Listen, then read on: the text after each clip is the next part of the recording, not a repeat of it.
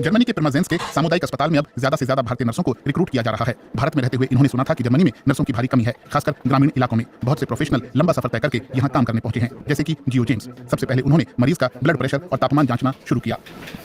Germany मेरे लिए एक सपना था। मैं यूरोपीय जिंदगी जीना चाहता था, लेकिन सिर्फ पैसों की वजह से नहीं। जर्मन भाषा सीखना बहुत मुश्किल था। मैंने भाषा सीखने पर पूरा ध्यान देने के लिए अपनी नौकरी छोड़ दी थी। जियो जेम्स ने भारत में ट्रेनिंग हासिल की और 1 साल तक आईसीयू नर्स के रूप में काम किया। जर्मनी में काम करने का मौका उन्हें इस कस्बे तक ले आया। आवेदन करने के लिए उन्हें B2 स्तर की जर्मन भाषा परीक्षा पास करनी पड़ी। जर्मनी में कई विदेशी नर्सों को लाइसेंस की परीक्षा भी पास करनी होती है। कुछ नर्सों की ट्रेनिंग अधूरी भी होती है या उनके पास औपचारिक प्रशिक्षण नहीं होता। कुछ ने तो सिर्फ हाई स्कूल ही पास किया होता है। टेरेसा जोमोन ने केरल में शुरुआती स्तर की जर्मन सीख ली थी, फिर वो सीधे जर्मनी में वोकेशनल ट्रेनिंग के लिए आई। भारत में ऐसे बहुत से विज्ञापन दिखते हैं कि क्या आप जर्मनी में वोकेशनल ट्रेनिंग लेना चाहते हैं? इस तरह के विज्ञापन अखबारों और पत्रिकाओं में बहुत मिलते हैं। भारतीय ट्रेनी अंग्रेजी बोलने वाले देशों को क्यों नहीं चुनते? अमेरिका, ब्रिटेन या ऑस्ट्रेलिया ज्यादा आसान विकल्प हो सकते हैं। मैंने अमेरिका, कनाडा, ऑस्ट्रेलिया और जर्मनी का पता लगाया। मुझे कनाडा अच्छा लगा क्योंकि मैं अंग्रेजी बोल सकती हूँ, लेकिन वो बहुत महंगा है। भारत के युवाओं के लिए प्रशिक्षण के दौरान वेतन मिलना सबसे बड़ा आकर्षण है। पहले साल में ही ट्रेनी नर्सों को लगभग 1400 यूरो प्रति माह दिए जाते हैं। आखिरी परीक्षा के बाद ये वेतन भारत की तुलना में 10 गुना ज्यादा हो सकता है। जर्मनी में लगभग हर 5 में से 1 नर्स या देखभाल सहायक विदेश से आता है और ऐसे पेशेवरों की संख्या करीब 3 लाख है। आज चिकित्सा कर्मी दुनिया के कई देशों में जा सकते हैं। जर्मनी ने अन्य देशों की सरकारों के साथ समझौते किए हैं ताकि वो आकर्षक और प्रतिस्पर्धी बना रहे। हमने ये प्रक्रिया 2017 में ही शुरू कर दी थी, जब ज्यादातर कंपनियों ने विदेश से भर्ती शुरू ही नहीं की थी।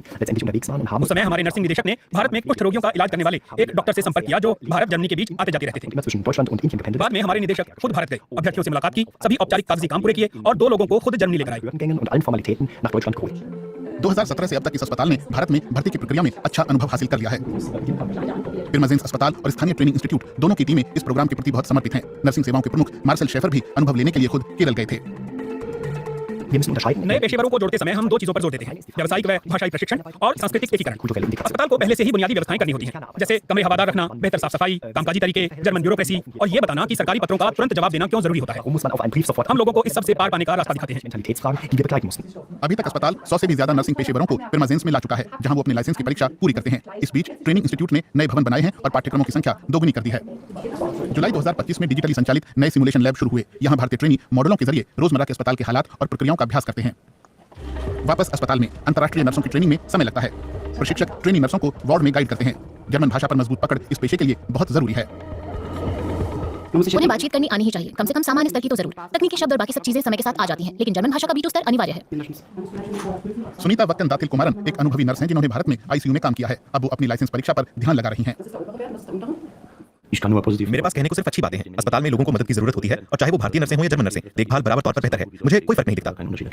यहाँ आने वाले कुछ हेल्थ प्रोफेशनल पीछे अपना बहुत कुछ छोड़ कर आते हैं। सुनीता के 2 बच्चे हैं जिनकी उम्र 3 और 8 साल है। वो भारत में सुनीता के पति के साथ रहते हैं। परिवार रोजाना वीडियो कॉल पर बात करता है। ये बहुत तनावपूर्ण है। मेरा परिवार भारत में है और कभी-कभी मैं अकेलापन महसूस करती हूँ, लेकिन ये सब परिवार के लिए है। इससे मेरे परिवार का भविष्य सुरक्षित होगा, तो ये ठीक है। 40,000 की आबादी वाले इस कस्बे में भारतीय नर्सों की तादाद लगातार बढ़ रही है। हर अप्रैल और अक्टूबर महीने में नए ट्रेनी यहाँ ट्रेनिंग और काम के लिए आते हैं। 20 वर्षीय टेरेसा जोमोन अगले 2.5 साल तक यहीं रहकर अपनी ट्रेनिंग पूरी करने की सोच रही हैं।